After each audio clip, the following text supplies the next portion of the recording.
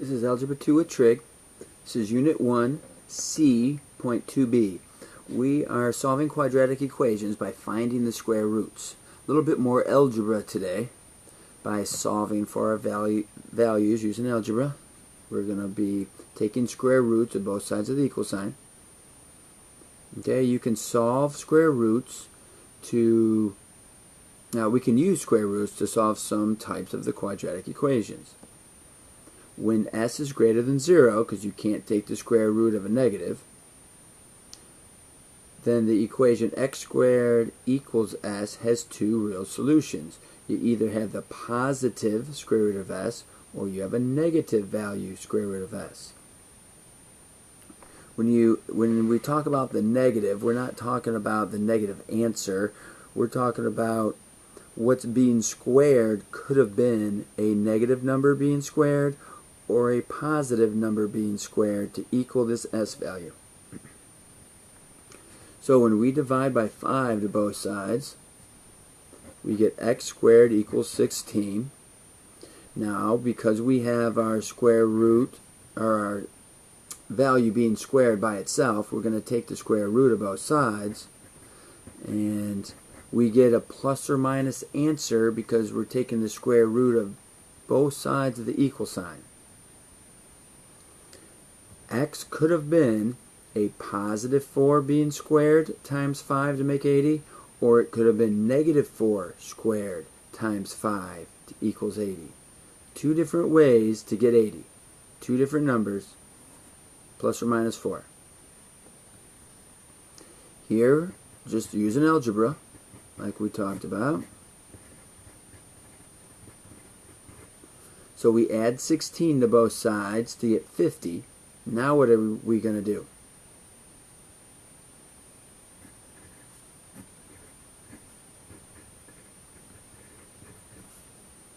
We divide both sides by 2. We have the x squared all by itself now. Now we can take the square root of both sides. And when you take the square root of 25, we get two different answers. That means if we plugged in a 5 into our original problem, squared it, times it by 2, subtract 16, we get 34. And if we plugged in a negative 5, squared it, which makes it positive, and then times it by 2, subtract 16, gives us 34. Here, now you can't distribute the 2 through. You definitely can't distribute the 1/4 through. The only thing we can do is multiply both sides by the denominator. So we get x minus 6 squared equals 32. Because we moved the coefficient over. You could think about it as dividing by a fraction, but when we divide by a fraction, we actually flip and multiply. So now we have this value being squared. So we're going to take the square root of both sides. We get x minus 6. When you take the square root of something being squared, then you get what's inside. And the square root of 16 is 32. Sorry, I said that backwards. When you take the square root of 32, we could break that down. 32 is 16 times 2. 16 times 2 is 4 root 2. Now remember, this is still plus or minus. Now what do we do with this 6 that's sitting on the other side? Well, we bring it over here. Now be careful how you handle this. It's not 6 plus 4. It's not 10.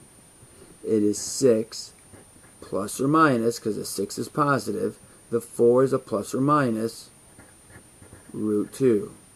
That is your final answer. If you wanted to know the decimal versions of that, you could say 6 plus 4 root 2. And you could say 6 minus 4 root 2, and you get two different answers. Both of those answers are the numbers you can plug into the equation. Watch what happens. If I take this value, which is supposed to be my x, and I subtract 6 from it, and I square it, and I divide it, or times it really, by 1 divided by 4, I'm going to get the 8 that's on the other side.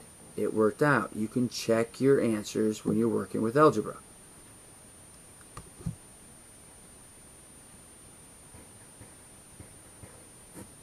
We add 6 to the other side.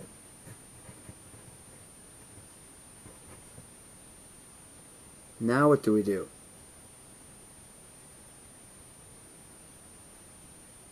We multiply both sides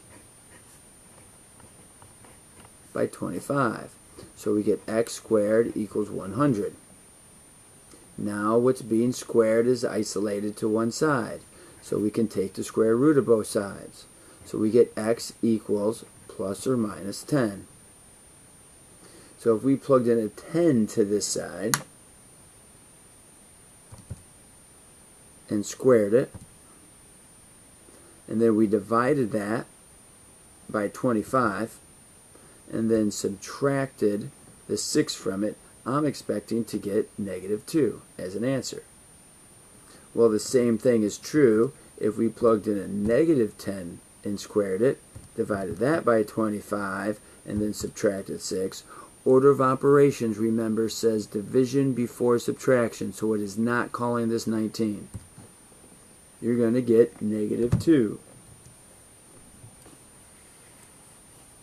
Okay, here we are. We're going to drop an object from the top of often a building, out of a window, off a mountain. So when an object is dropped, its height, which is in feet above the ground after t seconds, can be modeled by h of t equals -16t squared minus h of o, where the h of o is the object's initial height. This graph over here kind of represents that. It's not that the object is following this path, but as the time moves to the right, the height is decreasing. Physically, the object's being dropped from the top of the building. It's not following the path of the parabola. Some people get confused by that.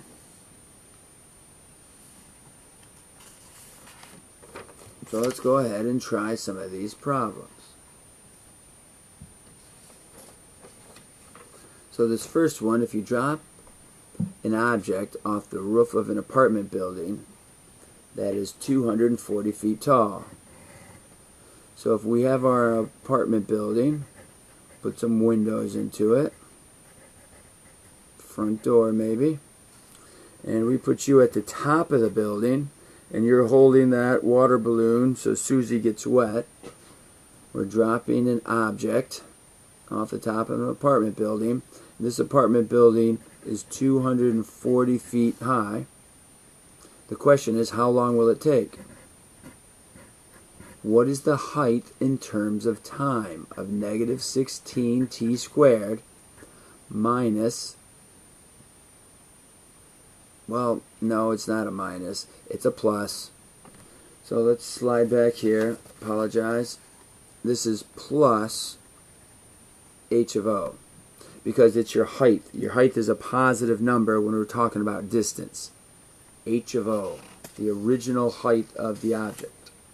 The original height of the object is a positive 240 feet.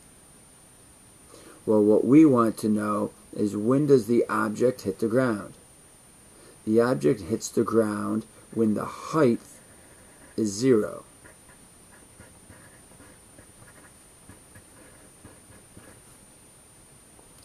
So now there's choices. We can either move the 16t squared to one side, or we can subtract the 240.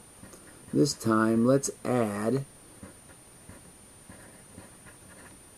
the t squared, because we don't like to have numbers be negative if we don't have to. Then we divide by 16, and when we divide by 16, we get t equals 15.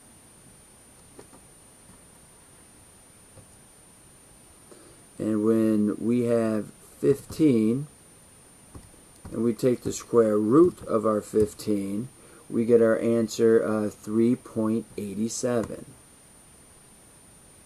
So this is actually t squared. T squared equals 15. Take the square root of both sides. So t equals 3.87 seconds. So you could call that 3.9 if we were rounding it to the nearest tenth.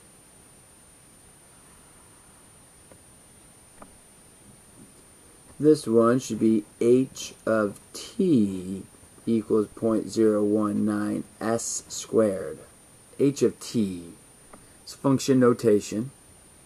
The equation h of t equals 0.019 s squared gives the height in feet of the largest ocean wave when the wind speed s is in knots.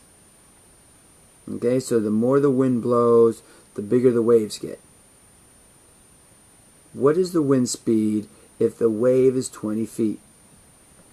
So we have our h of t equals 0.019 s squared. What we want to know is when the height is 20 feet, what is our wind speed? So we're going to divide by 0.019.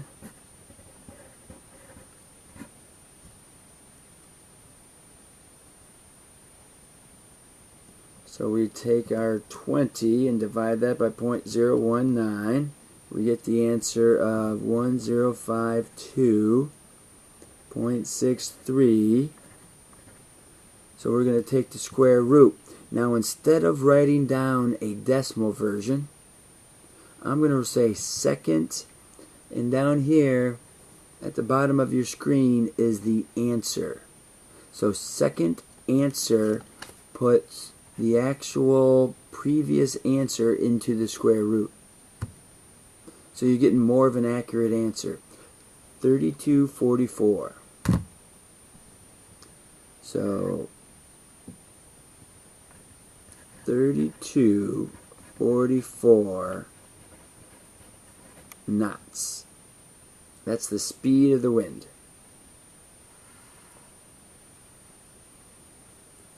Okay, the water balloon is dropped from a window. Here's another water balloon. Kelvin and Hobbes. So we have a few windows. We have this apartment or this building. And we're going to drop an object out of the window. Big long arm. It's going to drop straight down. So we have h of t equals negative 16t squared. It's always negative 16. Negative 16 is a calculation dealing with how the gravity is pulling the object down to the earth. That number would change if you were on a different planet. You're at a height of 59. We want to know when it hits the sidewalk. When is that height of the object equal to 0? Well, if you want to subtract the 59 this time, just to try it differently, we'll come to our calculator and say negative 59 divided by a negative 16 gives us 3.6875. So what do we do from here? We take the square root of both sides. So t is going to equal the square root. Now you could type in that exact decimal if you wanted to, or you can use second, use that answer key.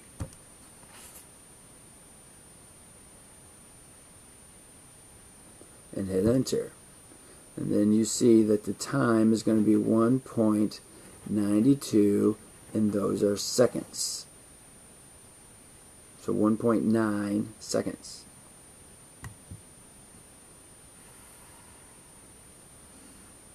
So far we have reviewed two ways to solve quadratics. We solved one called factoring, and we solved learned about the other one, which is using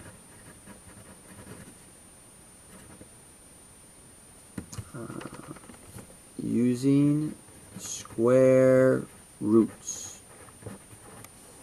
Those are the two different ways that we've been solving quadratics. So now we're going to use either method that we wish. Why don't you pause the video and give these three a try.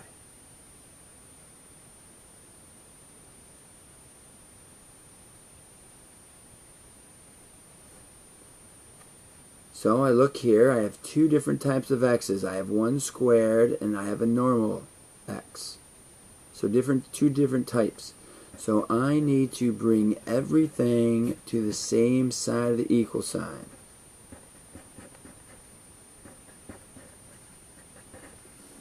Now notice how this has a leading coefficient of 2. It's not 1. So one way we talked about factoring this is to say 2 times 15 gives us 30. Two numbers that multiply to be 30 and add to be 11. Well, we get 1 and 30, we get 2 and 15, we get 3 and 10, we get 4, now that's 4 and 7.5, we don't care about decimals, 5 and 6.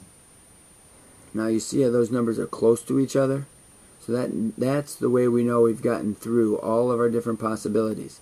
This adds to be 31, 17, 13, this one didn't work, this one added to be 11, and that's what we wanted. We wanted two numbers that multiplied to be a times c and added to be the b value. So using factor by grouping, we take our plus 5x plus 6x plus 15, circle our two groups like we've talked about, factor out your greatest common factor out of that, which is x, 2x plus 5. Bring down your sign. So that's a plus. Factor out what you can, which is a 3. 3 times 2, that's 2x. 3 times 5. Now notice this. 2x plus 5, 2x plus 5. They're exactly the same. That's how you know you've done it correctly. So you have your x and your positive 3, and you also have your 2x plus 5. Now you don't say 2x plus 5 squared. You only have it once because they're both multiplying the x and the 3. So you set those equal to 0 using the zero product property. So there's two different answers. -5 divided by 2, or -3. Both of those cases would be solutions for our equation. We use factoring for that one. This one, I'm kind of looking at it, and I notice that I can divide by 2.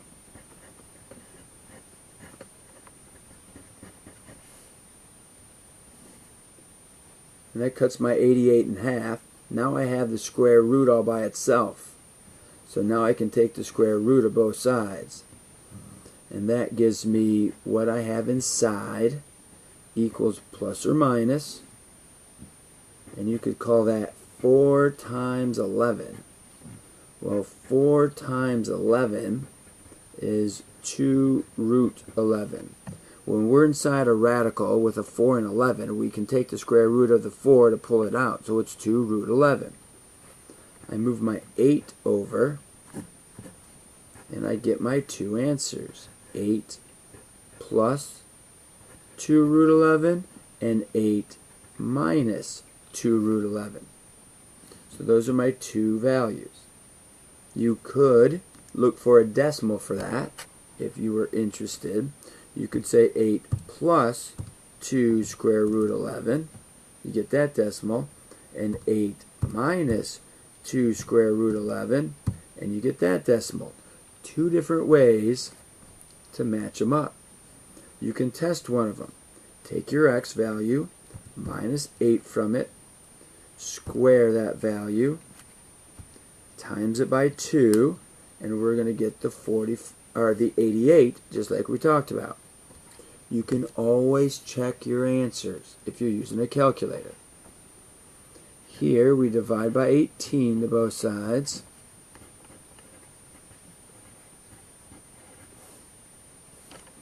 We take the square root of both sides.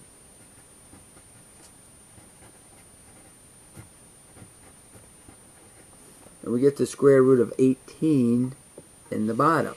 Well, we've learned that you can't have a square root of 18 in the bottom. So we want to rationalize that answer. So before I do that, I'm going to notice that I get a 9 times 2. So I'm really working with square root of 2 over 3 root 2. That's the value that's on bottom. 3 times the square root of 2. Now I need to rationalize the denominator. The denominator is a square root of 2. So I need to get rid of that. The one way I can get rid of that is by multiplying the top and the bottom by that same radical. That just happens to match the top. So root 2 times root 2 is 2. 3 times 2. Well, that's 2 times 6. That equals a half. Well, let's see if that makes sense. Let's plug that answer in. It happens to be plus or minus, so it's plus or minus throughout the whole problem. So it's a plus or minus 1/2. Let's take the 18 and times that to a negative 0.5 squared, and we should get the answer of 2.